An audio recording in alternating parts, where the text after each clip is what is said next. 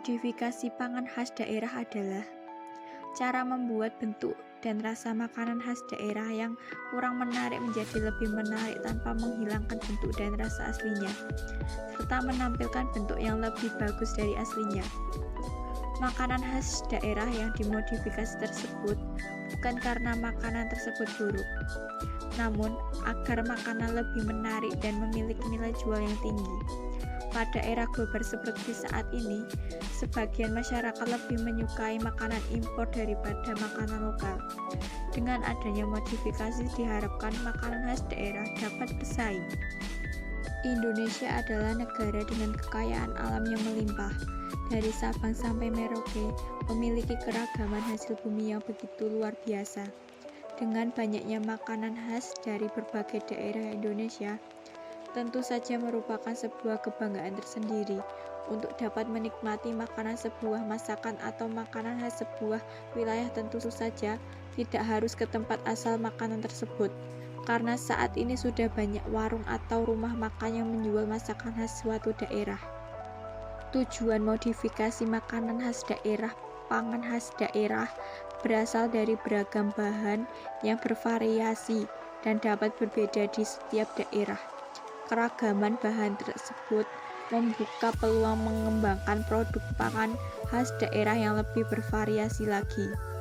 Pengembangan produk pangan modifikasi dilakukan untuk beberapa tujuan, diantaranya memberikan variasi rasa.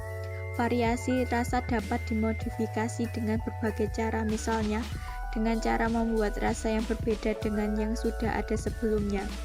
Misalnya, lumpia Semarang dapat divariasi antara lain Raja Nusantara atau Raja Jamur Nusantara yang berisi campuran jamur dan kacang mete, kajamu atau kambing jantan muda dengan campuran daging kambing muda. Kemudian lumpia fish dengan campuran daging ikan kakap, krep atau lumpia berisi daging kepiting original dan campuran udang rebung dan ayam, serta plain untuk kalangan vegetarian. Memberikan variasi bentuk. Bentuk makanan dapat dimodifikasi dengan cara membuat bentuk makanan yang berbeda. Misalnya, nasi goreng jika tampilannya biasa saja, pembeli tidak akan tertarik. Coba modifikasi nasi goreng menjadi sebuah lucu yang digemari anak-anak seperti Super Mario. Memperpanjang usia produk agar lebih awet.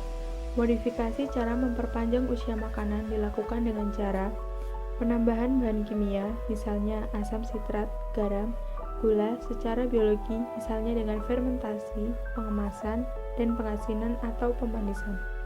Meningkatkan tingkat higien produk. Cara produksi pangan yang baik sangat berguna bagi kelangsungan hidup industri pangan.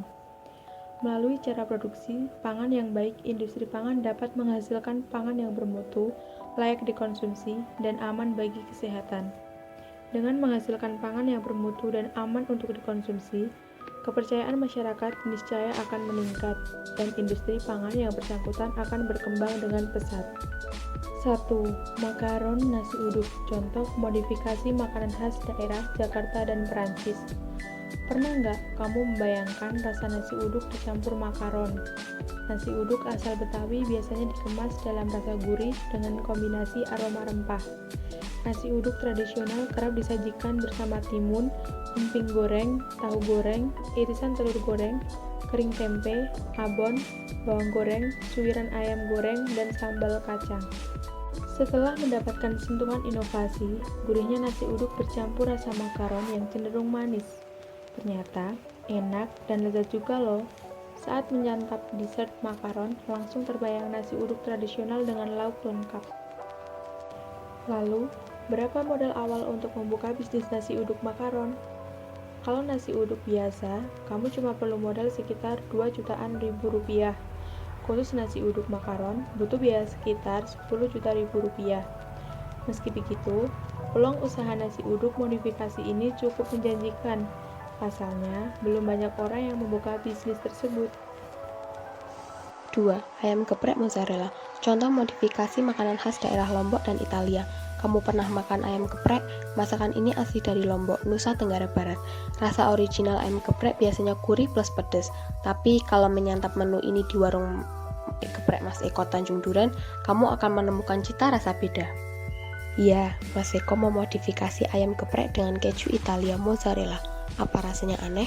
Tidak juga, justru rasa ayam geprek melebur bersama gurihnya mozzarella.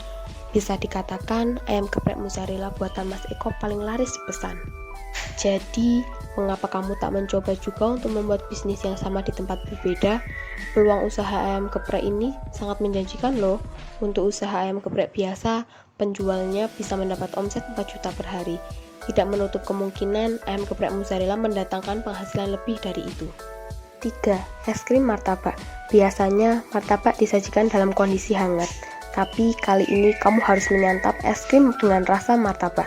Bentuk martabaknya nyaris tidak terlihat, justru bagian atas dipenuhi topping es krim dan meses.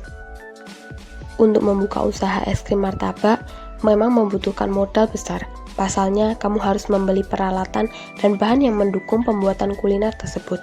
Meski begitu, peluang omset bisnis es krim martabak mencapai 30 juta per bulan, asalkan tempat usahanya terletak di pusat keramaian atau perbelanjaan.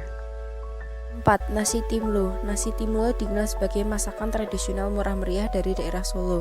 Kini kuliner tersebut disulap menjadi lebih mewah oleh restoran Fairmont, Jakarta. Nasi timlo buatan restoran dimodifikasi dengan foie gras yang harganya termahal di dunia. Hasilnya, rasa nasi timlo foie gras lebih lezat dengan tampilan high class. Kalau kamu tertarik berbisnis kuliner ini, pilih segmen pasar menengah ke atas. Pasalnya, harga nasi timlo foie gras lebih mahal ketimbang nasi timlo original. Mungkin bisa dengan cara membuka restoran di mall atau pusat pertokoan di kota besar. 5. Nigiri teri balado. Kamu suka masakan teri balado asal Padang? Suntiang restoran di Tamrin, Jakarta menyulap kuliner daerah ini menjadi makanan internasional. Jadi, teri balado tersebut dipadukan dengan sushi ala Jepang. Hasilnya mencetak kuliner baru yang disebut nigiri teri balado. Bisnis nigiri teri balado sangat cocok untuk kamu yang menyasar konsumen kelas atas. Dengan harga rata-rata 100.000 sampai 200.000 per porsi. Omset usaha masakan ini cukup menggiurkan. Kamu bisa mengantongi puluhan hingga jutaan rupiah per bulan jika mahir mempromosikan bisnis tersebut.